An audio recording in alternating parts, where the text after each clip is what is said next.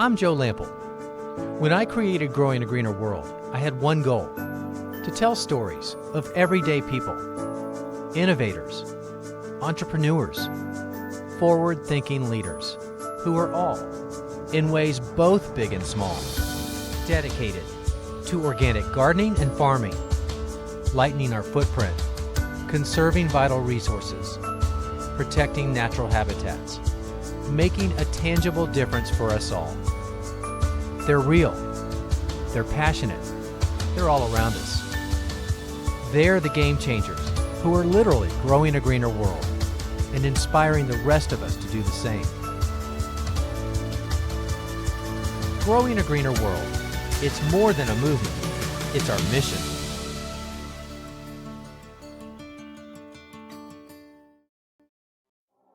This is Bracken Cave, right outside of San Antonio. And right now we are staked out to witness one of Mother Nature's most incredible displays. Because about this time every night at sunset during the warmer months, 20 million bats emerge from that cave to begin their nightly hunt. It's the largest colony of bats in the entire world, so it's become a great tourist attraction and a boom to the local economy. But bats are critical to a healthy ecosystem. They're a great resource for farmers and home gardeners alike. But bats are highly threatened, often misunderstood, and greatly underappreciated by society at large. So our goal today is to give you a front row seat to one of Mother Nature's most incredible spectacles and have you looking at bats in a whole new light. Bats are mammals. They're in the order Chiroptera, which means hand wing. So if you were to look at the bat real close, its wing looks just like your hand. There's a thumb up on top, real long fingers. You can even see their knuckles through this thin skin around their fingers. They're about as big as your two thumbs together with a 10-inch wingspan, so they're not very big. They weigh 15 grams, which is barely half an ounce, or next time you have 50 cents in your hand. That's how much one of these bats weigh. So they're not very big and don't weigh very much. So they're the only true flying mammal. Bats have belly buttons just like us. They're mammals.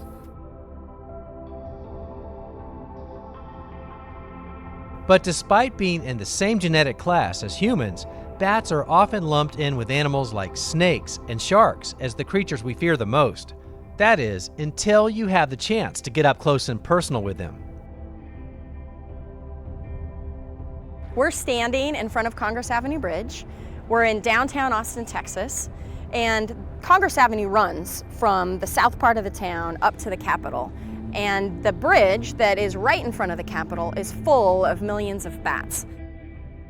When the bridge was first constructed, they used cast-in-place concrete to put the bridge in quickly, and it created these little spaces underneath the bridge that they didn't know created the perfect bat house. Approximately 1.5 million Mexican free-tailed bats migrate north to Austin and call this one bridge home from March through October. But the bats run all the way down. You can see even on the other side of the buttress, there's crevices that they're roosting in. Something else that's kind of interesting is see how there are no bats using the crevices immediately above this arch? It's because they don't have enough space to drop out. They need about 14 feet of space to drop out of the crevice and do their thing and get going. And they need that much space to get back up into the crevice, just the mechanics of flight for them. Right. And every single evening, they emerge en masse, about 30 minutes before sunset, like clockwork.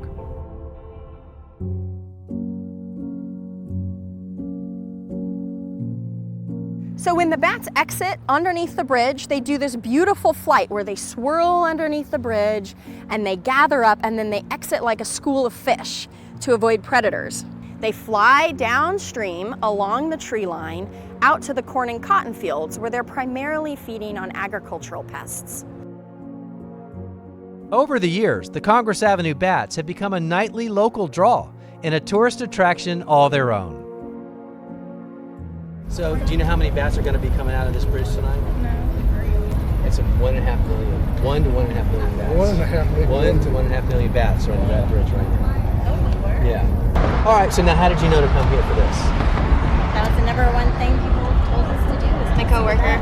My boss, actually. When in Austin? Yeah, go see the bats. Did you have an opinion on bats before? I love them. I grew up on a farm in Oklahoma, and there was a little cave near our farm, and 2 little bats would come out every night and do circles around our barn, and that's all I really know about bats is I've seen 2. No way. This sounds exciting to me. Are you all here on vacation? Yes, they are. Yeah, You're the local bringing them in? Mm-hmm. And so we're going to take you to see bats. Yes. Yes. Oh no, I love bats. So you were game for it. Oh yeah, Definitely. I mean, what's not to like? They're flying mammals. Hello.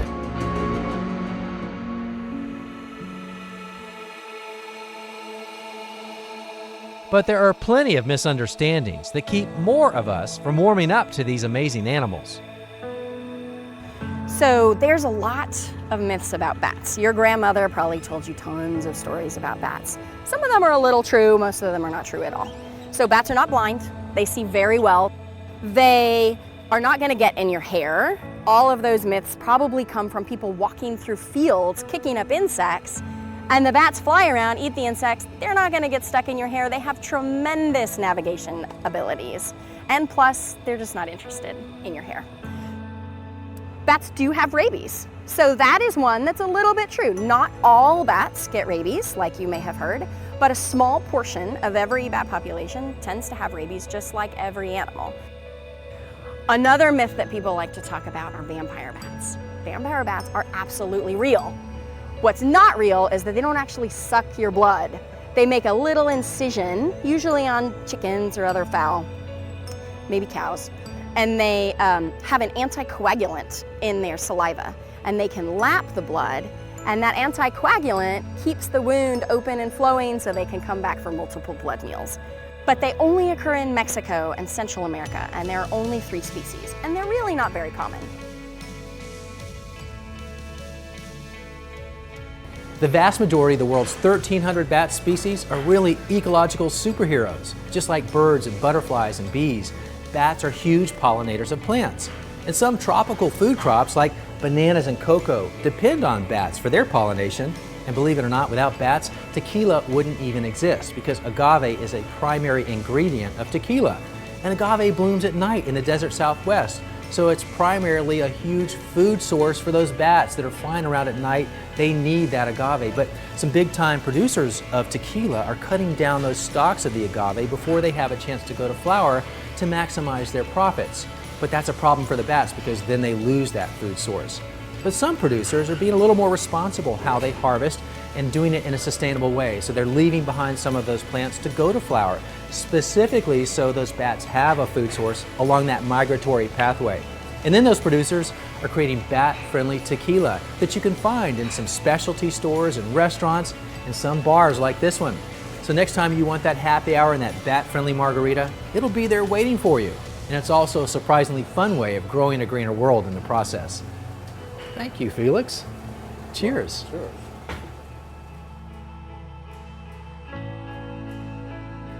Bats may be good pollinators, but their real specialty is hunting insects. Echolocation is this really cool feature that bats have, where they can emit a sound out of their mouth, it bounces off an object, and then it comes back, and it's received through a lot of their ears and other facial features that different bat species have. And they do this thing where they emit the sound sort of slow and repetitively as they're just navigating through their environment. But then when they hone in on an insect, they start emitting the sound faster and they increase the pitch and the frequency. So it kind of sounds like this: click, click, click, click, click, click, click, click, click, click, click, click. And then when you hear that buzz at the end, they've gotten really close to the insect, they have this beautiful picture, and they snatch that insect up on the wing while they're flying, and they eat it and then head out and look for more. But we know they can fly really fast, 50, 60 miles an hour, and we know they can go at least 30 to 50 miles in radius out to the corn and cotton fields to feed and then come back.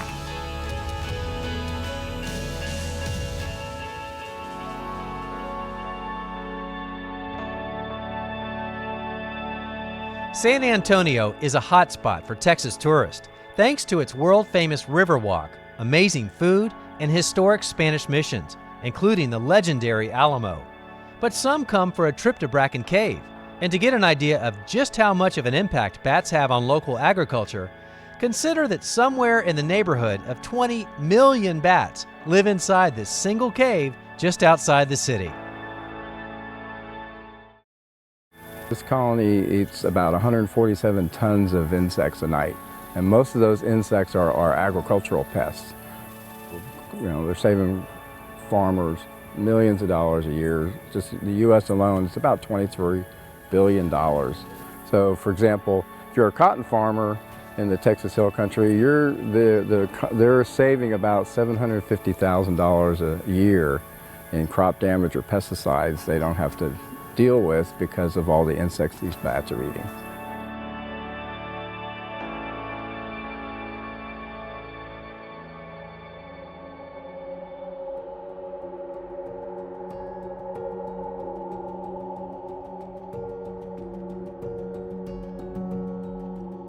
My great-grandfather was planting orchards about 100 years ago. He was one of the founders of the Texas Pecan Growers Association in 1921. Wow. John Bird's 1,200 pecan trees are part of the family legacy, but they're also an attraction for insects. One of my big pests in this orchard is cave sparrows. They're a moth. They lay 100 eggs. They can lay 100 eggs at a time, and each one of those eggs makes a little caterpillar that'll go into a pecan nut and kill it. And if all those eggs get into these clusters of pecans, they can kill 100 pecans. And 100 pecans on natives, that's about a pound. And a pound of natives last year was $1.50. So for every moth, that's $1.50 that they eat. And you figure they're out here every night. Cave sparrow moths are one problem, but for John, spraying his trees with pesticide would have just created another one. I've got 400-year-old trees out here, and they've been doing quite well without chemicals or people. And you know, that they produce pecans, and there's a way of doing it without pesticides. And the more you spray like that, it messes the whole ecosystem up, and then you have real problems that you have to spray more for. But I figure that there's ways that instead of trying to kill things, you can promote life in the orchard, not death. And you know, it costs less to do that. I mean, I know I'm not going to knock them all out, but I can help by promoting the good stuff. For John, the good stuff means bats, which would eat the cave sparrow moths if he could get them to live on his orchard. So he started building bat houses. Well, I've started off on the smaller ones and put those up, and immediately they were filled. Then I went to the one that was 3 times as big and put it up, and then they were immediately filled. And then later on, I put the big one up here, and it took a while. It was wrong time of year, but it got filled. And so how big is big? What are we talking here? That one 4 by 4 by 4, and it, according to the amount of panels and everything, and it has capacity for about 30,000, but I imagine all that would get in there would be about 20, from what I can tell. And they've done some counts on it. 20,000. 20,000. They did tell what they were eating, and yes, they were eating cave sparrows. And they found that by DNA analysis. And probably thousands of moths per night. Oh yes, I imagine. So that's when they're here. But see, the thing, they hatch, and then you got to have bats right then, and they usually are here during that time. So they're doing a good job. I'm just giving them a good place to live. Well, the moral of the story is build it and they will come, right? Build it and they will come. Good.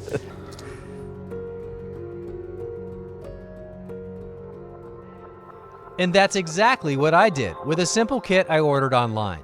All the parts come pre-cut and pre-drilled. All the hardware is included, and within 10 minutes of opening the box, I had a starter bat house ready to hang at the garden farm. But building a larger one from scratch cost less than $50 in materials, half a sheet of plywood, and 12 feet of 1x6 lumber. Our DIY guy, Todd Brock, handled the rest. All right, so Todd, you've got this already somewhat assembled, so tell us what we're looking at here and what you're building today. Yeah, we're going to build a 4-chambered bat house, which basically means there are 4 different compartments in the house for the bats to roost. These dividers are going to create the different compartments. This is just a piece of plywood. We've got these spacers, okay, and that creates each compartment. You can see right there, that's the first compartment right there, and it doesn't look like much, right, but it's more than enough room for the bats. And then we've got these 1.5-inch holes that we've cut into each of the dividers. These are basically the doors that go from compartment to compartment. The bats will be able to climb up through the house and then access different compartments through these holes based on temperature variations within the house. Okay. And that's really it. So 3 dividers with the spacers. Now we've got 4 chambers for the bats. And you'll notice on the dividers, here's the real key, these grooves that we've cut into the plywood. Right. The bats are going to need something to grip onto. Yeah. Climb around in there. We've done this with a table saw. The blade's set very, very shallow, a 32nd of an inch, a 1/16 of an inch at most. This is not a deep cut at all. This is very, very shallow. You could do this with a circular saw. You could do this with a hand saw and a straight edge. And I've even seen some plans that say all you need to do is rough it up with some sandpaper. Anything to create that grippy texture. You're basically trying to mimic the interior of a cave. Now you've stained this, and I assume that's important for a couple reasons. One is to weatherize it, but does it have something to do with temperature control as well? The color is important, and there are resources online that will tell you what color your bat house should be based on where you live, and it all has to do with summer temperatures. Most of the country, you're looking at a bat house that is black, dark gray, dark brown. The darker the better, and that's for heat absorption and again to mimic a cave. Once we attach the final cover, you'll see that it's a 2-piece front, and it leaves this 1/2-inch channel. This is for ventilation. Yeah. Ventilation is really important. Yeah. Then we've also got these 2 channels cut into the side just to keep air circulating throughout the house, which is really important. Now I know we secure it with nails, but don't we need to sort of weatherize it too with some caulk around the edge? We're going to caulk everything, but it's really more about light than it is weather. Now, while we don't want rain to get in the inside of this box, what we really don't want is sunlight to get in this box. So every place where 2 pieces of wood meet, every place there's a joint, every place there's a seam, that's an opportunity for sunlight to slip into that crack. Again, we're trying to make this as much like a cave as we can. So we're going to take a tube of caulk and seal up everything on the outside to make sure no light gets in there.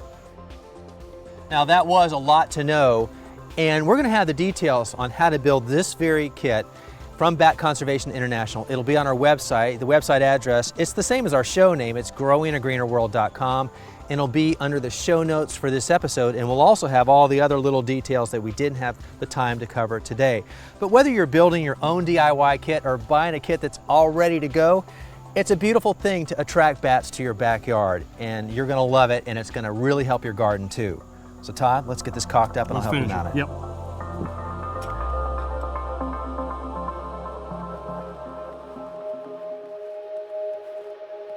From pollinating to controlling pest populations to even providing rich fertilizer in the form of their droppings or guano, bats can be a valuable ally for the home gardener if you can attract them to your property. But for all their benefits, there's one thing bats won't do, and this one busts a pretty big bat myth.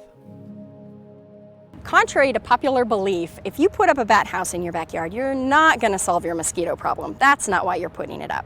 You will be able to solve some of your other problems with moths and beetles, but bats are not eating that many mosquitoes. They'll eat a few mosquitoes here and there opportunistically, but they're not really a primary source of the bat's diet. They're just too small. When a bat can have a big chunky moth, why would they go after these teeny tiny mosquitoes? It just doesn't make economic sense for them and their metabolism.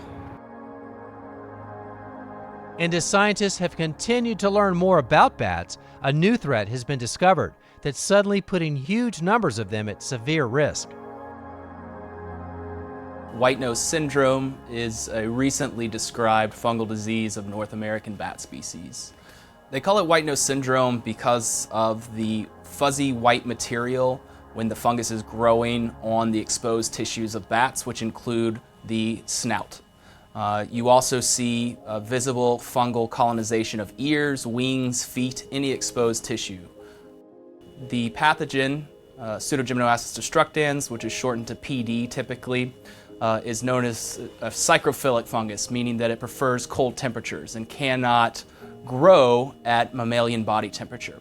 So when the bats are active and flying around and have elevated body temperatures, they are not susceptible. However, when they go into hibernation and that body temperature is reduced, the fungus begins to colonize them and actually consume their tissues. And so from a wildlife disease standpoint, we're experiencing some of the most precipitous, severe disease-associated declines of wildlife that have ever been recorded. And in some of the worst cases, we've observed over 99% declines in those populations. The good news is there's a number of laboratories across the country that are working on mitigation strategies. So we're looking at naturally occurring VOCs that can be used with a nebulizer or atomizer to produce a fine aerosol, volatilize into a gaseous compound, and envelop those organisms, the bats, and repress the growth of the fungus on them while they hibernate. We're working to mitigate declines of the tricolored bat at one site in North Georgia known as Black Diamond Tunnel. One of the tricks to this is that the tunnel, an abandoned railroad tunnel from the 1860s, is flooded. And so we cannot physically go in there with a nebulizer. So we had to develop the infrastructure to mount our nebulizer on a boat and send it in autonomously to distribute these antifungals. Our bats are in fact increasing at this one site for the first time since the arrival of white nose syndrome. For now, researchers work towards solving the mystery of white nose syndrome. And more of us look for ways to not only live in harmony with bats, but encourage them to play a role in our gardens and on our farms. And we continue to marvel at these incredible creatures in the wild, putting on their nightly shows at places like Congress Avenue Bridge in Austin and Bracken Cave outside San Antonio.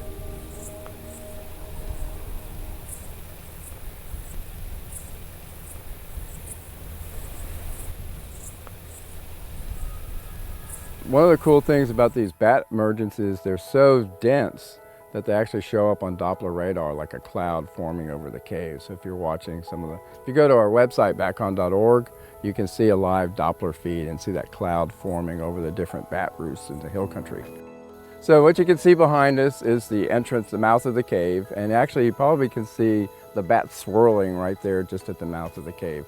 So sometime in the next few minutes, these bats are going to move out into the bottom of the sinkhole, and we're literally going to have a batnado, this vortex of bats as they spiral around in the sinkhole, and then get up to treetop level, they'll start streaming away from here. It's important that we understand why such extreme efforts are warranted in wildlife conservation, and that bats themselves represent a solely unique evolutionary lineage, and one that, within the context of biodiversity, is almost unrivaled. The number of bat species that exist, I believe it's 20% of all known mammalian species are bats. Covers a wide diversity. And when we lose these organisms, we lose something far greater than just the enjoyment of watching them fly out of a cave or catch insects under a street lamp. They represent something very special about life itself on Earth and the diversification of life.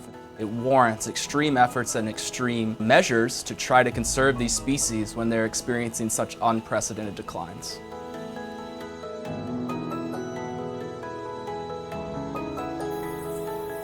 When you hear 20 million bats and you see all the people lined up with their cameras in front of Bracken Cave, you know it's going to be a spectacular sight.